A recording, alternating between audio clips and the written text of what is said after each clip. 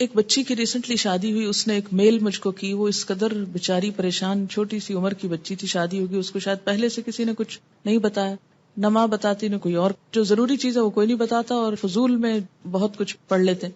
تو اب وہ کچھ بہت ہی جینون جو اس کے شوہر کے رویے تھے ان پر وہ اس قدر خوف زدہ تھی اور پریشان کہ شاید میرے ساتھ کوئی بہت ہی گناہ کا کام ہو رہا ہے یا اس طرح. تو ایسا کیوں ہے؟ اس لیے کہ یا تو اس کو اتنا چھپایا گیا اور بتایا ہی نہیں گیا، یا یہ ہے کہ بلو پرنٹس بچے چھپ چھپ کے دیکھیں تو ماں باپ کو خبر نہ ہو.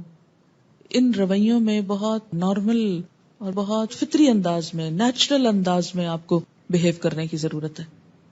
سوال ہے، مزی والا کپڑا دھونے کا موقع نہ ہو اور گھر سے باہر کسی ایسی جگہ پر ہو کہ بدل بھی نہ سکے اور نماز کا وقت آئے تو کیا نماز پڑھ سکتے ہیں؟ اس میں ہر انسان کو اپنی کیفیت کا پتہ ہوتا ہے. یہ بالکل ایسے جیسے لیکوریا کا ڈسچارج ہے، تو اس میں ڈسچارج کے بعد استنجا ضروری ہے.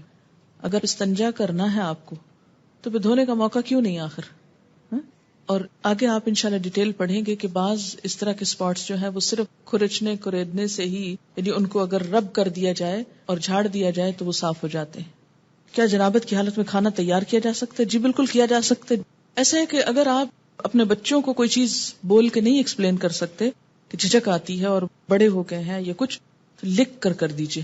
جاگتے ہوئے اگر کچھ خیالات کے بعد اگر کم ڈسچارج ہو، بات یہ ہے کہ کم ہو یا زیادہ ہو، جو ڈسچارج ہے اس کے لیے استنجا اور وضو دونوں ضروری ہے.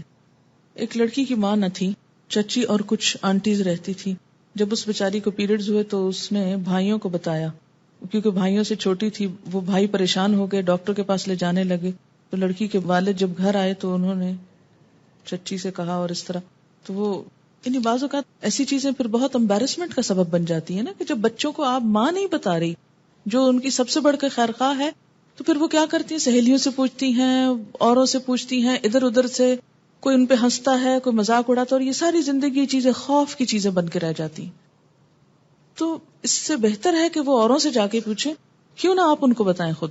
بیڈ ڈسچارج میں کیا کپڑے چینج کرنا یا دھونا ضروری ہے؟ اگر آپ کہیں باہر ہوں یا آپ کو فیل ہی نہ ہو، دیکھیے کہ اس کیفیت کا تعلق ہی فیلنگ کے ساتھ ہے. اگر فیلنگ ہی نہیں ہے تو جسٹ نارمل بات ہے. یعنی بعض لوگ اسٹرانگ ہوتے ہیں اور ان کو چھوٹی چھوٹی باتوں پہ فیلنگ نہیں آتی ایسی، تو ان کو پریشان ہونے کی ضرورت نہیں. تو پھر کیا بغیر وضو کے نماز پڑھ لیں؟ جی ہاں، جو فیلنگ ہی نہیں ہے تو پھر وضو کی ضرورت ہی نہیں، پھر نماز بھی پڑھ سکتے ہیں. ٹین ایجر لڑکوں کو اگر احتلام ہو تو نہانا واجب ہے؟ جی ہاں، یہی تو اب تک رونا رویا گیا ہے کہ اس سے غسل واجب ہو جاتا ہے، لازم ہو جاتا ہے، نماز نہیں ہوتی ہے. لیکن کتنے ہمارے ٹین ایجرز کو پتا ہے؟ یہ بھی دیکھ لیجئے.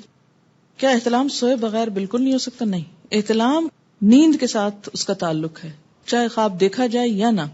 اس کا روٹ کیا ہے؟ جائیے اس پہ ذرا. احلام، ہے لام میم حلم، خواب، تو اسی سے باب افتعال ہے، احتلام، خواب دیکھنا.